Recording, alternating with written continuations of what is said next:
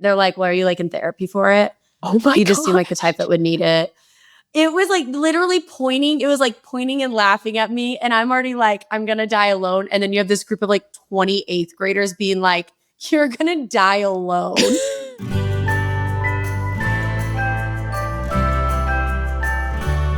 How to survive the classroom. Hey, teacher besties. I am so excited to share with you that my book, They Never Taught Us That, is available for pre-order right now. It is everything inexperienced first-year teachers need to manage the chaos of the modern classroom, including some anecdotes to make you feel a little bit better, because if there is a way you can screw up, I have probably done it. It also has advice on how to build trust with families, how to manage grading and lesson plans and IEPs and everything in between that they never went over in your teacher prep program. They Never Taught Us That is available everywhere right now for pre-order. Hey, teacher besties. Welcome to How to Survive the Classroom. I am Andrea Forkham. And I'm Gerry Patoka. And today we have a very special guest. Miss Dugan herself, Molly Dugan, is here today. Hi. Hi. I'm so delighted to have you here. I feel like I'm glowing because it's been like almost a year since I've gotten to hang out with you. It honestly is so weird to think about because I was like, oh yeah, like I just saw her like a few weeks ago. I was telling someone that I was coming on this podcast. I was like, okay, so I'm going on a podcast today. Like it's gonna be really cool. And I was like, oh yeah, this like teacher that I met like a couple months ago. And I was like, that was literally almost a year ago. So it has been a long time coming. I'm so glad to be here. Yeah, I was also explaining to my kids that I was going to be coming in and doing a podcast. And for the first time ever, my son actually asked me what a podcast is. And let me tell you how stupid it feels to explain to a 5-year-old. So it's me talking to other people talking, and then that talking goes out and other people listen to it. And he looked at me and he's like, that sounds so dumb. And I was like, well, yeah, the way I described it didn't make it sound great. I'm going to be honest, but you're like, it is kind of dumb, but people like it. So I do it. People love it. So for those of you guys who do not know or have not had the gift of coming across Miss Dugan on Instagram or TikTok, Molly's also a teacher. So what do you teach, Molly? High school English. Heck yeah. The best. Oh, yeah. The best subjects that you could possibly teach. And how long have you been teaching? This is my 7th year. Okay. Amazing. 7 years strong. The prime of teaching where you're no longer a new teacher and people stop asking you when you're going to leave teaching, or have they like stopped asking you? I think they just say like, are you okay? Like, ooh, high school, like you okay? And I'm like, oh yeah, like I survived. So I taught middle school for 5 years. And after that, I'm like, oh yeah, I'm fine. Like if you can do middle school, you're fine. You're good. Honestly, I beat the statistic after getting out of high school. I was like, I'll be in this for life if I can be. Like, I'm good now. Got it out of my system. Yeah, Gerry's in that same boat. Gerry's over in that middle school life too. I am. It's brutal. What grade level? All three of them, 6th, 7th, 8th. Okay, now you should be getting paid as 3 different teachers. Now get him to explain what he teaches. Let's see if we've gotten it to a condensed, concise answer. Gerry, what do you teach? You tell her. Pop quiz. I think. This is like when you have a friend in business and they're like, what does your friend do? And you're like, they send emails. It's very confusing to me, honestly. Okay, so Gerry, I think what you teach is like beginning business classes is one of them. Sure. This is the problem, is for the first 10 times I had the conversation with Gerry about what classes he taught, he was like, we be out here. We really do. We be inside, outside. We be out here just doing things. And like there's so much knowledge to be soaked up. And we just in my room, we got 43 minutes, we soaking it up. Gerry, do you know what you teach? Yeah, sometimes. And we got little like we got like little brain sponges and we're just soaking it all up. And that's teaching for you. What did you teach the students today? Like on this day, what was like your main lesson plan objective?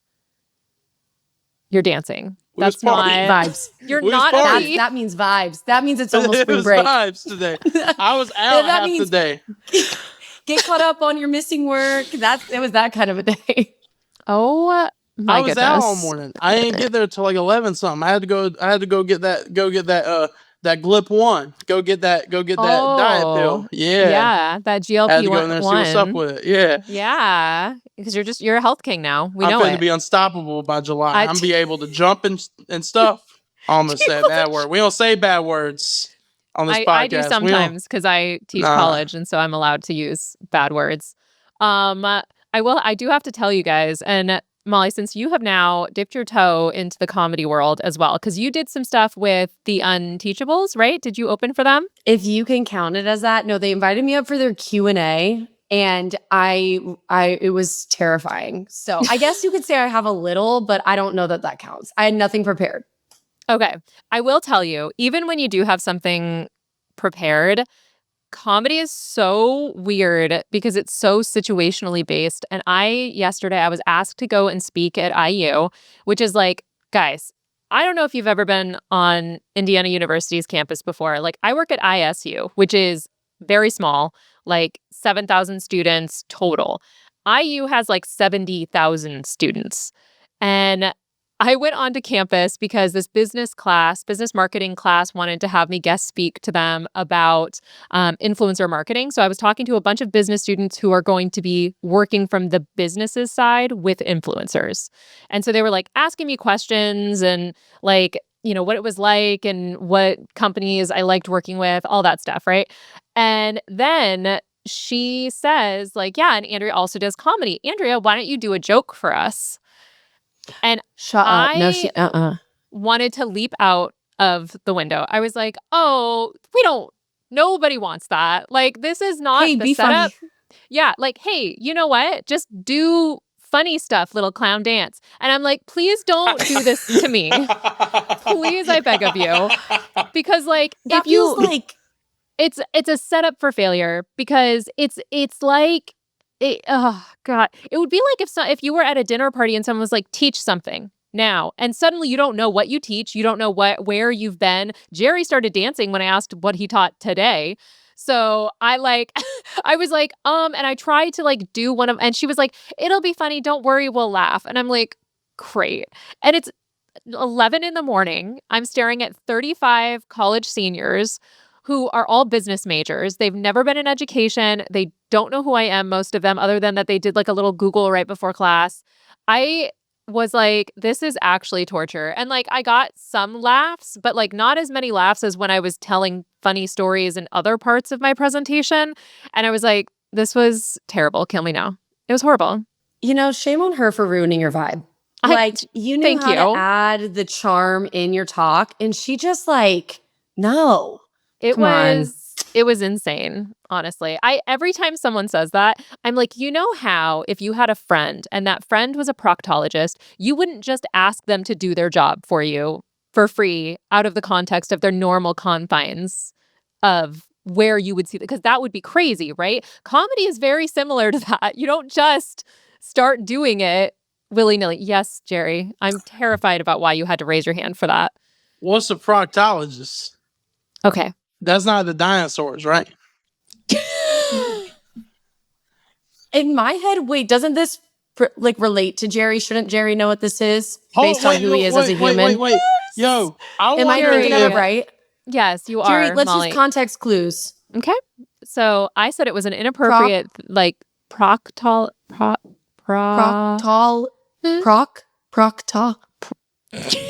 What part? It's a body part. It's a body part that you have, and she and I are never going to see a proctologist. They You won't should check it for cancer, man.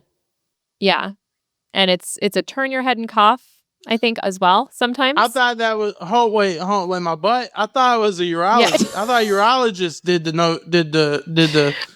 nether regions.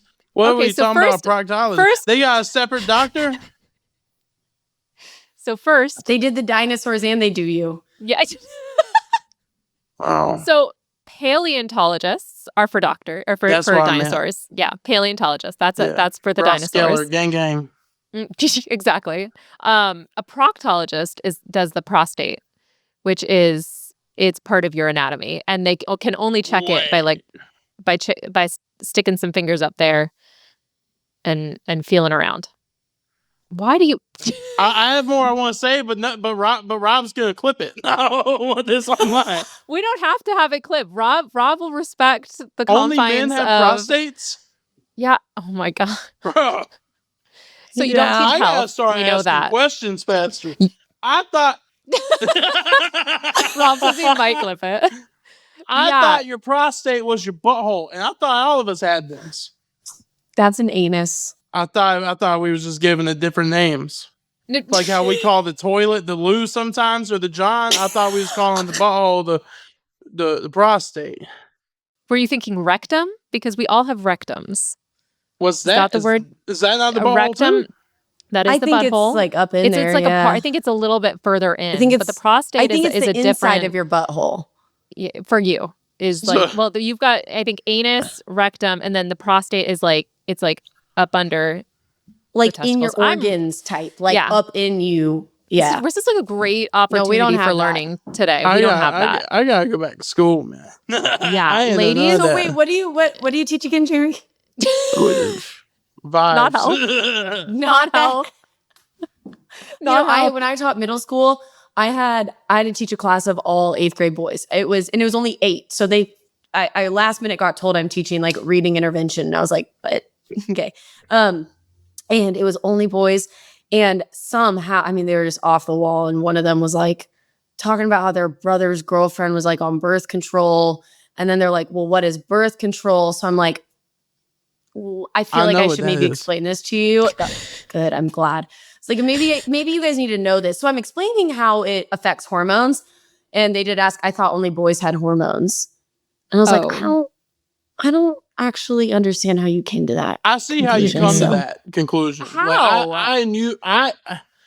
I knew everybody had them, Right. but I can see where that comes from.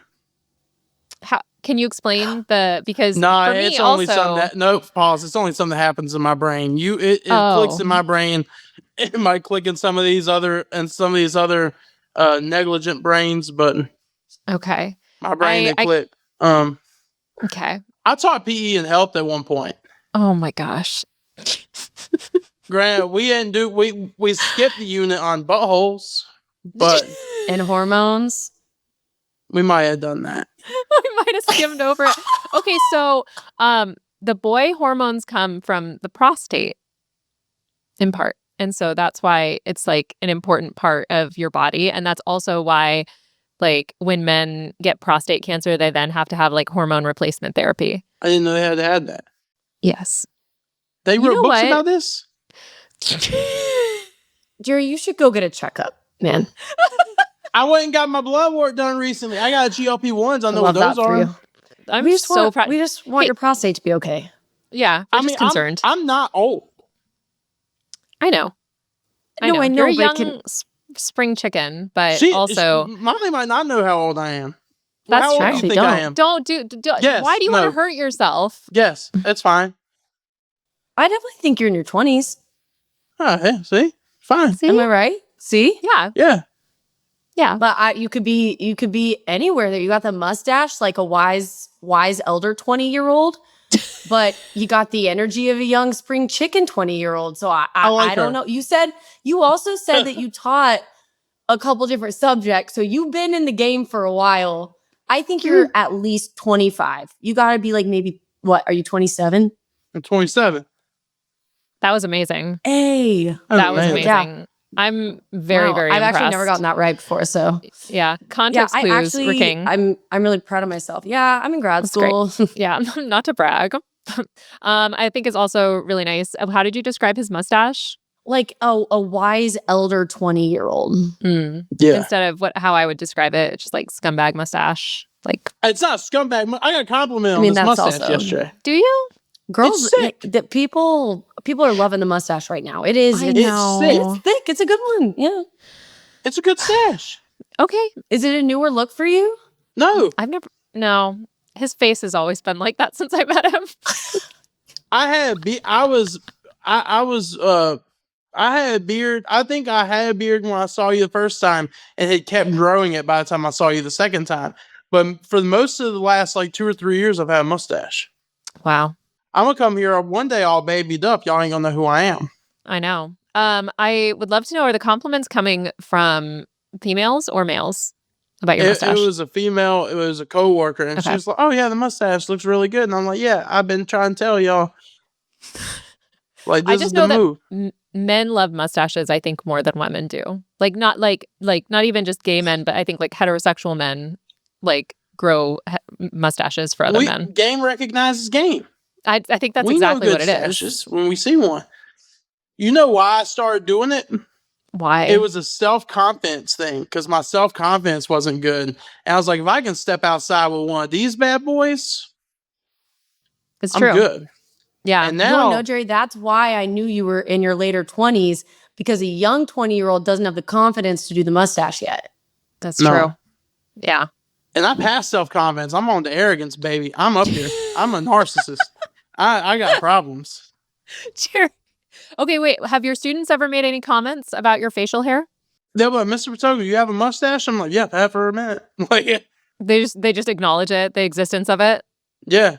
Because sometimes, I mean, they've seen the beard and then they'll see the beard go away. And sometimes this gets scruffy and it goes away and they'll notice the slight changes. I've like waited a little bit to cut my hair before. And I come in with my head clean shaved and they're all like, oh, Mr. Patoga, you have a mustache? I'm like, yeah, that's not why I changed. Yeah, I had one time that I came back from Christmas break and I had gotten bangs and they told me that I ruined Christmas for them because they didn't like the bangs. So That's on you, big dog. I know. I did. It wasn't a good look for me, and that's fine. I can accept that. And sometimes the bullying, it was beneficial for me because I was like, you're right. You're right. I also had, like, I don't know, Molly, if you've had any of this, because every comment I ever see on your page is just worshiping you. But I got bullied into, like, fixing some stuff about myself. Wait. Because so I only know this and it happened in very small stages and from very kind people. So it really wasn't bullying, but it was like, I was very much doing like the very millennial makeup of like very heavy, dark eyeliner when I first started on top and bottom and all of that. And I had someone message me and they were like, hey, girly, Hey, love your girly. content. You're so funny. Listen, I say this with so much love. You're aging yourself by doing your eye makeup like that. If you just lightened it up, I think you would really, like, your eyes would pop more and it would really show your beauty so much better. And I was like, well, first of all, that's such a nice way of telling me that I'm doing my makeup wrong. I didn't ask, but I will accept that. And I did start changing. And it did help. Like, there were lots of little baby steps along the way. But the comments you get, Molly, on the internet, how do you survive? Because I get annoyed because I'm like, oh, wanting to find like funny comments, and every single time 90% of the comments are Molly or Miss Dugan is a blank baddie.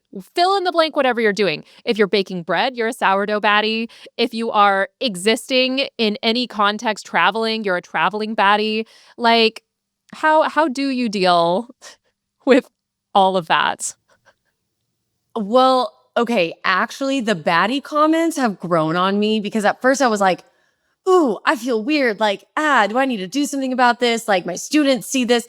But now it kind of feels like a little inside joke with all of us, you know? Yeah. It's like it's just who can come up with the most creative, like, whatever. So Yeah. those I'm kind of like, all right, where's the best one? Like, I'm almost looking for those of like, which one was the best, you know? Yeah. And sometimes Yeah. I'll throw to like, I don't usually like those ones, but I'll like throw to like, yeah, that's my favorite one. But most of them I'm just like, I don't even know how to comment on this, Andrea. I'm I don't sorry. know. Here's the problem. It's like sometimes I'm like, you all are missing the joke of the video. Like I hate that my joke isn't landing. Thanks for the view, but you're missing the point of my Yeah. humor. And Yeah. like, I you're think not that's appreciating. Yes, I think that's why I get annoyed because you'll put out such funny content and such solid stuff. And I go in to make a comment and I'm like, why aren't you guys responding to the hilarious things she said? Like, yes, she's a baddie. We know, like, we have eyes, we can see her, which is my favorite thing on the internet is when people come into my comments and say some stuff about like, oh, like Temu brand Miss Dugan or copying Miss Dugan, or because people love to try and pit women against women. And I'm like, you can't out fangirl me for Miss Dugan. Like, I love her. Like, she is amazing and wonderful, and we create similar content because we're both high school English teachers. I was for a very long time. I'm like, yeah, there's going to be some similarities. And like, it just always cracks me up because they're trying so hard to be like, got him. And then one or both of us will be in the comments being like, you didn't actually. Like, hey, good try. Well, first of all, I want to say like, you are just like the biggest hype woman ever and like the epitome of like a girl's girl, because like it just is showing like, oh, I don't know what you think you're trying to do here, but like two things can be true at once. There can be two attractive, funny girls on the internet and you don't have to rank them. Like, I don't understand why as a society we feel the need to do that.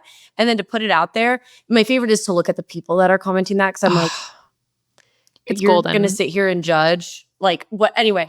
But also I just like you have a, I don't know. You're such like a hype woman, because I'm like, how are people on here saying this to me? Because if anything, I'm like, you're comparing me to Andrea? Like, what a compliment. Like, oh my God.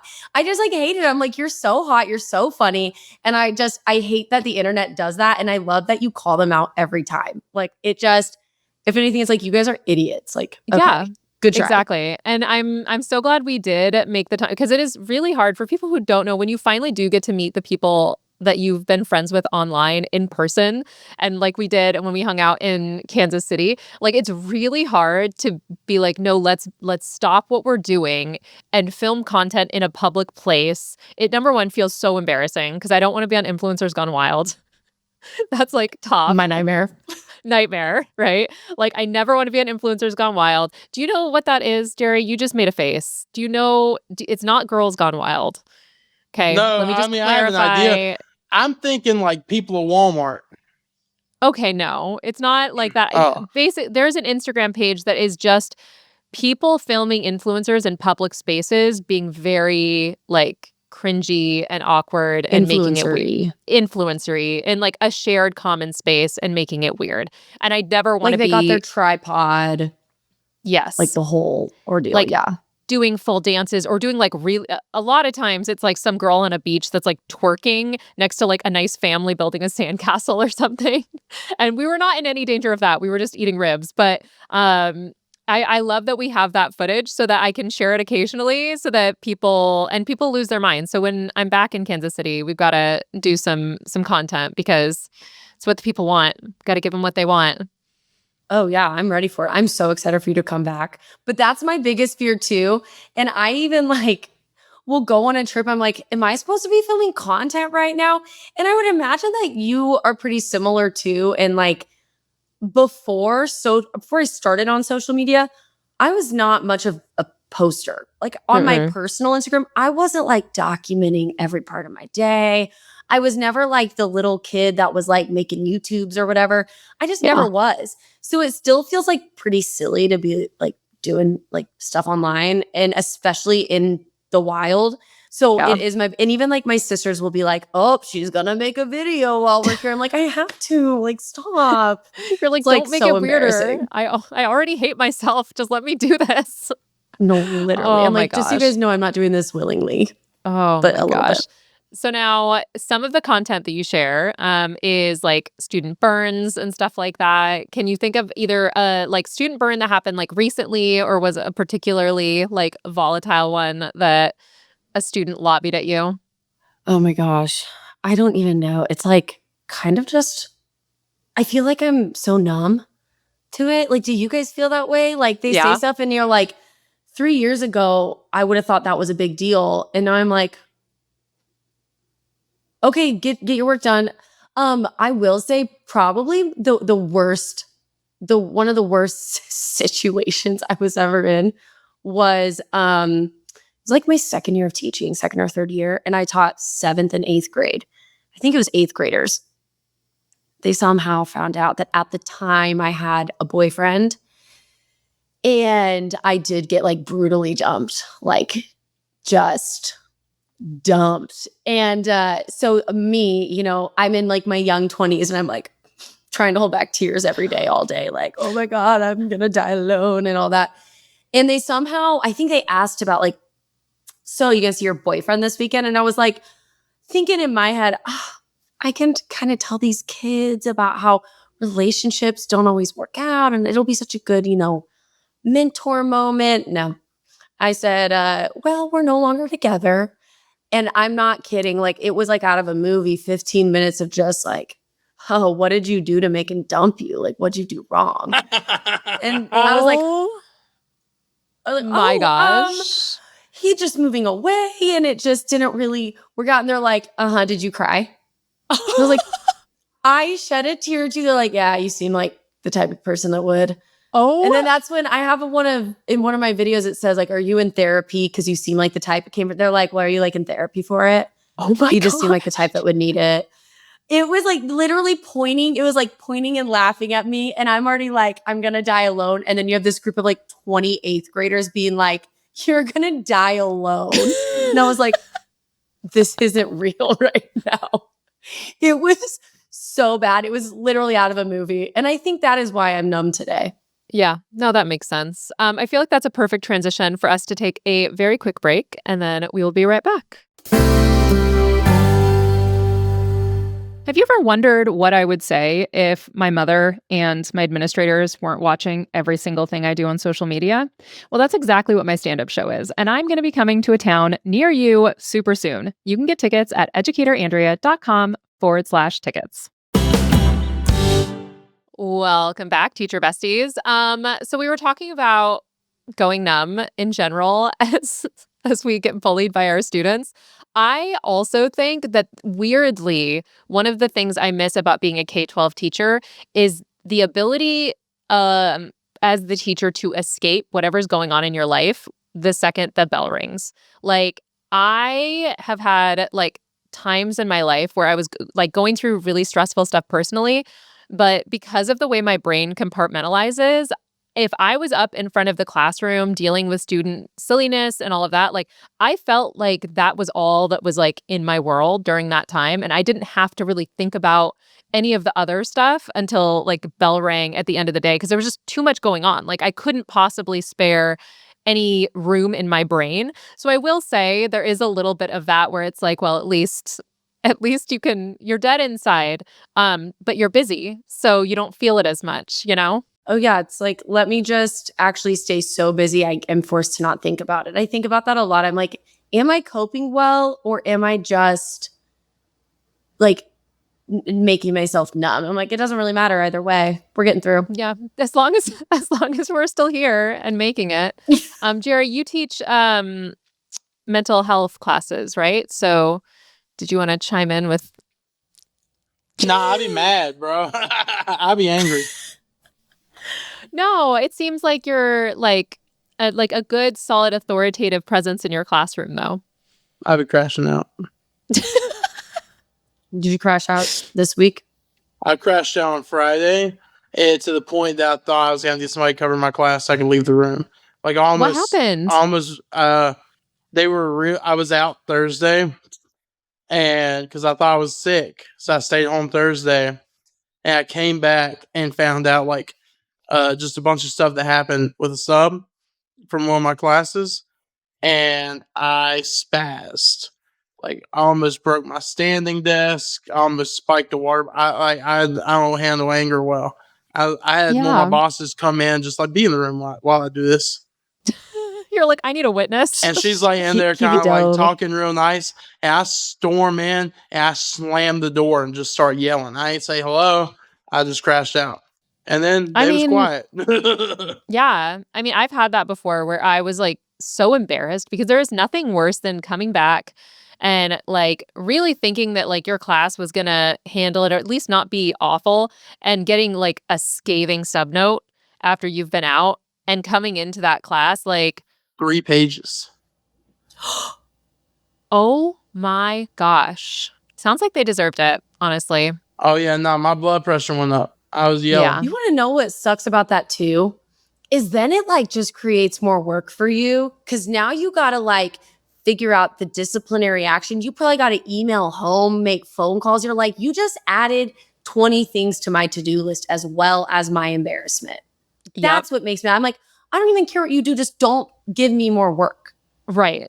Right, exactly. Because then also, that they didn't actually do anything that you left for them to do, and they Nope. were acting a fool. Oh, that makes me so mad. I actually ended up making this template that was like a review sheet that my subs could fill out, where it would be like, rate each class on a scale of like 1 to 5 of like how well they did, and like had a couple of spots for them to write down names of students that were really helpful. And so it was like a little rubric for them to grade each class, because I didn't want because especially when I was teaching freshmen, I had 5 periods. So I didn't want the first period to get in trouble because she was like, everyone was terrible today. And that somewhat worked. But the problem is like, once you get to 6th period, in my 6th period class, I had 40 freshmen, and their medications worn off. 40? Actually, 43. Is that legal? 40? Well, 43 freshmen in my 6th period English class, yeah. How big was his room? It was pretty big. I actually had a desk and a chair for everybody. This was when I was teaching in California, and the class sizes, that was not that rare for 43. that district. 43. That was the most I ever had in one class. So I would say it was usually between 35 and 38 at that school. And I had 5 classes a day. So I would teach between like 175 to 200 kids every single day. And by the time 6th period came around, they were all unmedicated and either super tired from lunch or super spun up from lunch. And yeah, those subnotes were not great at all, because it would be a lot of times the kids would move out of their assigned seats, and so the seating chart didn't help with identifying names. And when you got 40 kids, that's a lot. That's a lot of kids to manage. I moved to Indiana too. Yeah. I don't think I would have been able to keep teaching. So weirdly, teaching at that school was a bunch easier than teaching at the small private school where my class sizes were between 13 and 25, because I had a team of other teachers who taught the same thing at the public school. So all my prep was shared, versus at the small private school, I was the only one teaching all 5 of the different subjects I taught. So I taught English 9, English 10, English 11, English 11 honors, and English 11 That's crazy. AP. Yeah, no, give me the big classes. You're right. Yeah. I would much rather classroom manage than then have to do 25 different lesson plans every single week. It was it was crazy. And the thing is because I worked with such a good team, it was more manageable, but it was so hard learning names because I had 200 students every single day that I saw, if they all came. And then it's one of those things, you'll have a really sweet, quiet kid who's always doing what they're supposed to, so you never have to yell at them. And then I'm like, I don't know your name. I know it's been 3 weeks. I'm so sorry. Because unfortunately, I'm too busy taking care of the kid that's screaming. Yes, I'm unfortunately, the bigger douchebag you were in school, I'm way more likely to know your name if you were a nightmare for me. I'm so sorry. Did you always learn all their name? I'd like to say yes. I think so. By the end of the year. It was really, really, really hard. And I told them ahead of time, right before the semester ended, I'm like, I don't want you to take this personally. I only have so much room in my brain for names. The second you leave this class, I will always remember your face. I'll remember stories about you. Please do not expect me to know your name. I'm really sorry, but there are so few student names, because I know there are those teachers out there, right, that are like, I know every name of every student I've ever taught, and I taught for 30 years. It couldn't be me. Could not be me. I'm like, there's a couple of students' names, especially from my first year, that I remember that stick out. But it gets real blurry after that first year or two, because it's I don't know, man. Especially if you were a good kid that did your work, didn't cause any problems, I never had to yell at you. Yeah, sorry. And I've gotten so much hate online for that too, where people would be like, how dare you? I'm introverted kids need love too. And I'm like, I loved them. I just don't remember them. Hate the system, not the teacher. That's right. That nothing makes me more mad when people are like, teachers, blah, blah, blah. I'm like, are you not looking at this system that's making that dang near impossible for them? What's it called when people misplace they're misplacing their hate. Yeah. Yeah, no, exactly. And Gerry, did you remember? I thought you were about to say misplacing kids. I was about to say, hey, I might not know what a prostate is, but I ain't never lose one. And that's a good teacher right there. That's right. You've never lost a kid? Nah. How many field trips have you led, Gerry? We don't go on field trips. Oh. Molly, Well, do you I guys get can. to I do? just don't go. Like we're going on one to out of state, and they asked me. I was like, "Is it free?" And they're like, "No." I was like, "No." Wait, they were We'll going to be. make you pay? I think I didn't really ask that many questions. I wasn't trying to go. I told them that if I went, I was going to leave and do comedy at night. Oh, yeah. I bet they didn't love and they that. said, we don't have to go. Yeah. They're like, you mean during the time we want you chaperoning and making sure kids aren't screwing around? They'll be in bed by then. Like, oh, if Gerry, they you lock really in a haven't room, ever chaperoned a trip before, have you? That's like the key time you need to be sitting in the hall on a folding chair because they're going to try and play pranks on each other. They're actually, so my school did a Europe trip for our senior trip. So we went to 9 different countries in 18 days. Europe? We did, yeah. It was a private school. So it was like this incredible trip. And I will never forget, there was this one guy in my class who did something called the reverse Spider-Man to people. So what he would do is, oh, look at that. Spider-Man on your shirt. It was Gerry. Little did you know. He would go up to people's doors. He would be like Winnie the Poohing it, right? With just like a long t-shirt and no underwear on. He'd go up to people's doors and he would do a handstand. He'd turn and then he would knock with his foot and then people would open the door and just, there it was. There it was. And so that's why chaperones need to not be, that's why chaperones need to be, they need to be there at night. You can't, well, that's you can't why be I'm not just, going. that. I'm gonna stay at school, and when it comes time for the 8th grade to come to me, I'm gonna be like, no kids. I'm being there chilling. I'm gonna be watching Spider-Man on my laptop. I mean, makes sense. Where's the trip to? DC.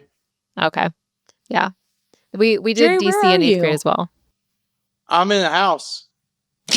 Oh, I couldn't tell. It's not what she meant. What state are you in? I know what she meant, but I thought it was funny. It is I do this for me. Got me. Oh my gosh. I'm in Raleigh, North Carolina. Okay. I don't know anything about North Carolina. I don't even know where neither it is does in Gerry, the states. honestly. You don't know what a prostate is? I don't know where the states are. I don't know. Are you geographically challenged? Yes. Same. Like my kids, they like blocked everything on their computers. So they started playing like a states quiz game. Like that was a new game that they found. They had me do it. And I got like a 15%. They were like, oh, I'm smarter than Miss Dugan. I was like, yeah, with this. So I literally don't know. Don't ask. I don't know. Yeah. It's pretty bleak when you find out your students are smarter than you. I've had that happen a few times, especially when I taught AP Lang. Oh, yeah. That was brutal. Like those kids were out and they knew it. Like they were so much smarter than me. It was actually a little embarrassing. And also like, AP is none of my business. Like that is none of my business. I'm sorry. That's not for me. I took AP class. No, you didn't, Gerry. Did you? AP? I've never taken an honors class again. I'm not kidding. Oh my gosh. Gerry. Wait, Gerry, I took AP what? classes. Government and European history. Okay. So you teach civics? No, I took those. I didn't know. do I'm them. still trying to figure out what you teach throughout this. I've told you. Lobbying. I know, but I forget because I get bored because you talk for so long and then I get distracted. Let me get in one breath. I teach it exploring personal character and careers. I teach introduction to office productivity, and I teach career exploration marketing. See, Molly. At a middle school?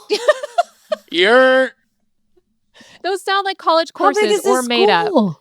Like What? 700 kids. It's a small school. That's crazy. I feel that's why I forget. I already now, if you were to be like, Andrea, I will give you $1 million if you tell me what Gerry teaches. Why you think I'll be trying to tell you? I'm shaving time off my life trying to explain. And then people are like, what's that? I'm like, Google it. Figure it out. Also, Gerry, I feel like that's a really big middle school. Am I crazy for thinking that? That's not that big. It's not big. We're one of the 700? smallest ones in the county. Yeah, that's not too big.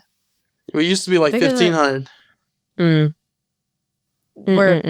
That's big for middle school. That's big.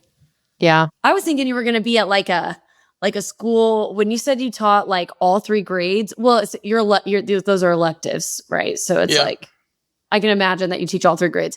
But when you said that, I was like, is this like a tiny little school where it's like you teach half the subjects, But no, massive school. It's a big one. Also, speaking of you taking AP classes, my mother talked to me again today, Gerry. I don't even want to hear it. Keep it to yourself. My mom is obsessed with Gerry. She said that every time she listens to an episode with you, she sees more and more that you are just a man of character, and that she thinks that you are incredibly bright, and that if you ever come to San Diego, you can stay at her house. Don't tell me that. I'll go to San Diego if I got a place to Mom, stay. don't tell him that he's going to show up. He will show up. And she's like, good. I would love it. I think, Gerry, he's just such a good guy. He's silly, but I think he would just. I'm going to be out there. I know. Your mom's going to be making me cookies. My parents have a nice house, too. I know. Yeah, she will. She absolutely will. I think it sounds like you need to have your mom on. I would love that. We'll have to bring my mom on. Let's do an episode where we get both our moms. A Mother's Day episode. Wait, Mother's Day is coming up, right? In Real? May, I think. Yeah, it's March. May. Girl, I don't know. I know. St. Patrick's Day is coming up. Okay, well, do you have Mother's Day is in like Irish uncle to bring on? I got nothing. Nah, my uncle's American. Great. Yeah, no. Well, we can bring on our moms for Mother's Day. That would be very fun. And our dads for Father's Day. Yeah. That would be great. Okay. Before we wrap this up, we always do the hill that we're going to die on. Gerry almost never has a hill, even though he's always mad about something. Maybe it should be about those freaking punk kids that were annoying when you were out for a day. Yeah, I don't really have a hill to die on with that. It's just like, yeah, I'm mad about it. They knew what to do and they didn't do it. Like, I don't know what I could set up to die on that hill. I'm mad at that I got to pay out of pocket for GLP-1s. I've been kind of mad about that all day because I had to take I took the pill and I took the lowest dosage. And I'm just like, yeah, if it starts working, I'll find the money to up it. But I couldn't afford the shots. And I'm like, yo, y'all just going to let me die because I'm fat? All right. That's the problem. I'm way too healthy for someone my size. I'm sorry. I mean, I'm killing it. I'm like, bro, I got to stop. I got to get malfunction. You got to malfunction. You got to get your pancreas messed up and then you can get those GLP-1s for free. That's the diabetes they have pumps. Does that make sense? Diabetes. Yes. Oh, that was good. Yeah. It's we're learning so many your health redemption facts. arc right there. Yeah, I'm a genius. I love to see it. Molly don't know that I had to learn where Alaska was. What else did I learn? I knew Alaska. We never even talked about when I learned what pap smear is. We're going to have to save that for next week. That was a problem. I found out on the internet. I ain't know it was like that. I was thinking of like when they put the petroleum jelly on your stomach when you get an ultrasound. And I seen something about pap smear on TikTok. I was like, hold on, is it that bad? And I Googled it. And I was like, bro, I was at work. I almost had to take the rest of the day off. Oh, and it gets worse. Yeah. We don't have to talk about it anymore. That's pretty much covered it. Who?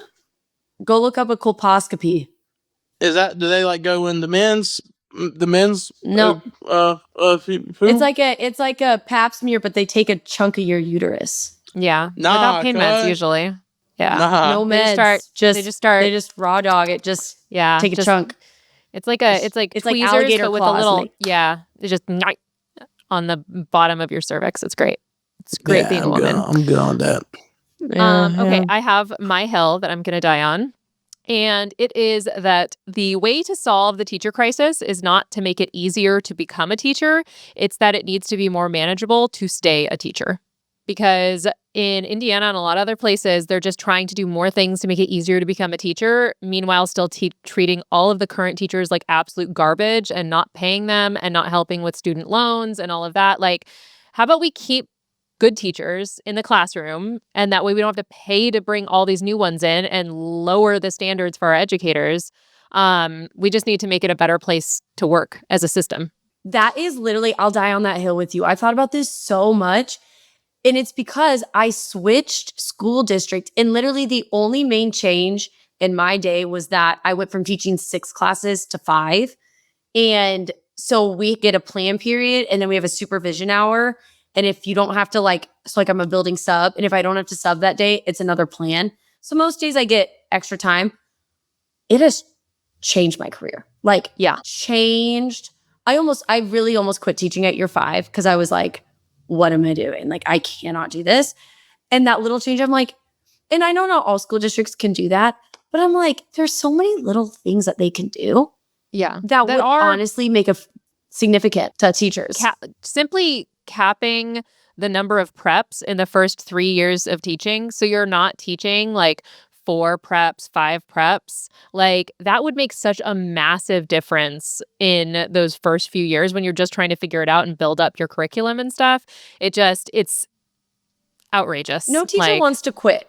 They quit because they're like, I love this so much. I just like my quality of life is so bad that I can't keep doing it. And I'm like, surely there's like little adjustments. And then my other thing is I think people in like corporate America, or like from what I hear with my friends, love my friends if they're hearing this right now, but a lot of them are like, can you believe that they're making us go in the office 2 days a week?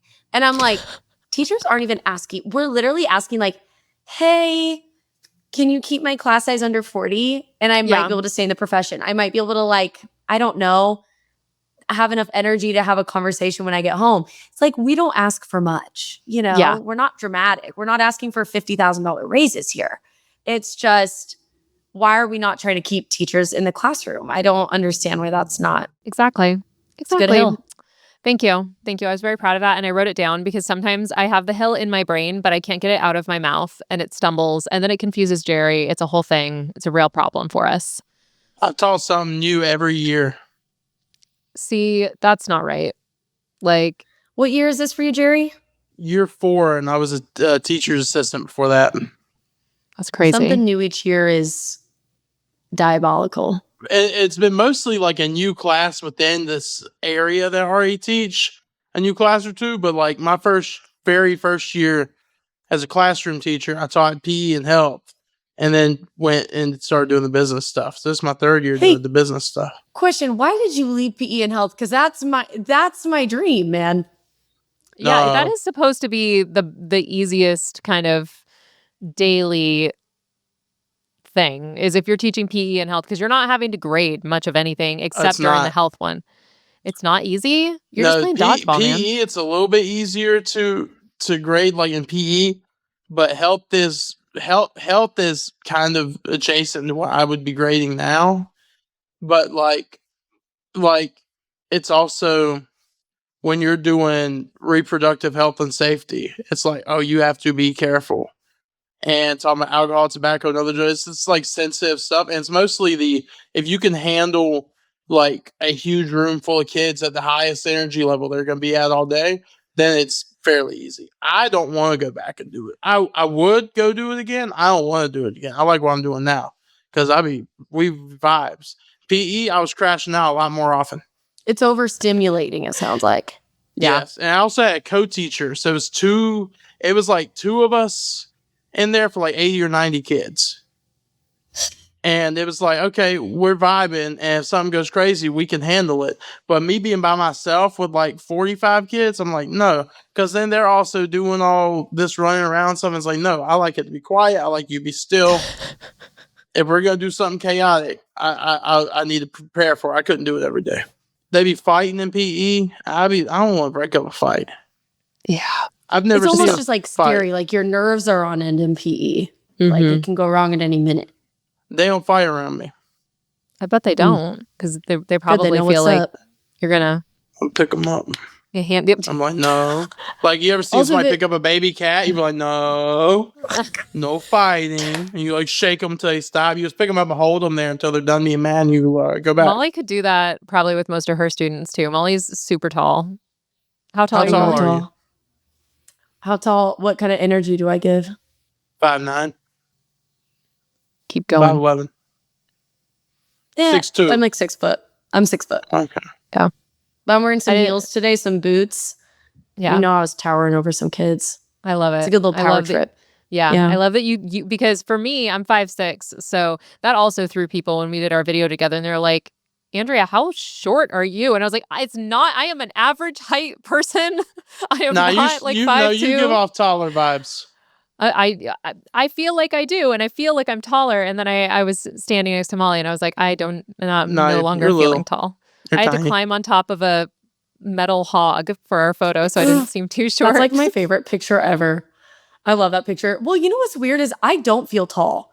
And then I look at pictures and I'm like, God dang, like that's a tall girl. Like I didn't know I was like that, like between me and the person next to me. I'm like, oh, that's a lot. It's kind of crazy. I love it. We do have to wrap up, but I do want to acknowledge the fact that I made the massive mistake of somebody responded to one of my story posts and asked me if they could like apply for a date with Miss Dugan.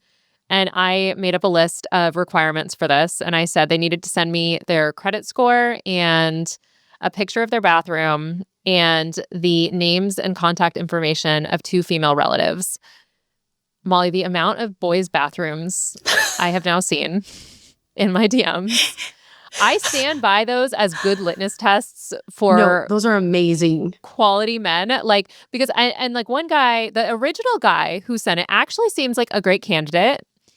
And like, and some of them sent me like their credit score printout from like the credit agency when they bought their recent houses. Some sent me their moms. Like, if anybody said I have no female relatives, like I am so sorry, I don't believe you. Because there were a couple of those, and I'm like, doubt it. Or they're like, oh, I don't talk to them anymore, and I was like, heard what I needed to hear. But yeah, just seeing what their bathroom looks like, it tells me kind of a little bit about their socioeconomic level, how much they clean, how much they decorate their own space, or maybe they're living with like a bunch of people. It was very interesting. So if you ever are in need, I have a Rolodex of boys' bathrooms for you to choose from. That's so funny. I also think those are incredible qualifications Thank you. for submitting an application. And I will let you know. Okay. Maybe when you're in Perfect. Kansas City, we can roll through the options. Oh my gosh, people would lose their minds. It was so funny because I responded in jest and I thought it would be taken in jest. And then the guy messaged me immediately. He was like, if you're serious, I will send those. And I was like, I mean, I guess, sure, go ahead and send them. He sent them. And then just like in my request folder. So people who have never DM'd me before ever, it's like photo sent, photo sent, photo sent. And it's all like bathrooms. That's so funny. Also, respect the dedication, I guess. Because, like, I mean, I wouldn't do that, but right? respect, I guess. I love it. I love it. So yeah. Well, Molly, thank you so much for coming on. This was super fun. This was so great. Thanks for having me, guys. Yes, I feel so this honored. was amazing. All right, let's see here. Okay, before we go, do you have like any events coming up, and where can people find you on the internet? Okay, you can find me on TikTok and Instagram at miss.dugan1, which is like a ridiculous handle. I don't know. Everything was taken. And then you can find me on YouTube, which I like need to get better at using. I think it's just at Miss Dugan. I should know that, but it's just plain at Miss Dugan. And honestly, I don't have any events coming up. Like, I'm a busy girl, but I will be coming to check out your show when you're here in April. Yes, we are so excited. For those of you guys who don't know, Teachers Lounge is going to be in Kansas City and Nixon, Missouri at the end of April. And so, yeah, I'm very, very excited. And Molly, can we say that you're doing 5 minutes? Are we allowed to say that? I was going to leave that up to you. Yeah, Molly's going to do 5 minutes on stage. So if you want to see her go up and do some jokes, she will also be there. And are you going to stick around for the meet and greet and say hi to people? I mean, I guess. You should. Like, sure. You totally should. This is very much feeling like a say something funny, like what you experienced. She's right, going to like, say some jokes. I do got a a couple joke. up my sleeve. Do funny stuff. Well, the great news is at a comedy club, everyone is drinking and expecting jokes, unlike in a class at IU at 11 o'clock in the morning. So, much better setup for you for that one. And then Gerry, what do you have coming up? Where can people find you?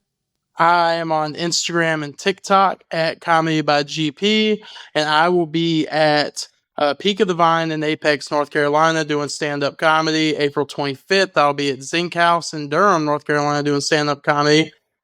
Am I saying April? They're March. I don't know. They're all March. These are in March. March 26th through 28th, I'll be part of the Raleigh Comedy Festival. And April 23rd and 24th, I'll be in Columbus, Ohio, with Joe Dombrowski, opening for him at the Columbus Funny Bowl. Nice. Love to see it. And I am going to be, like I said, Kansas City, Nixon, Missouri.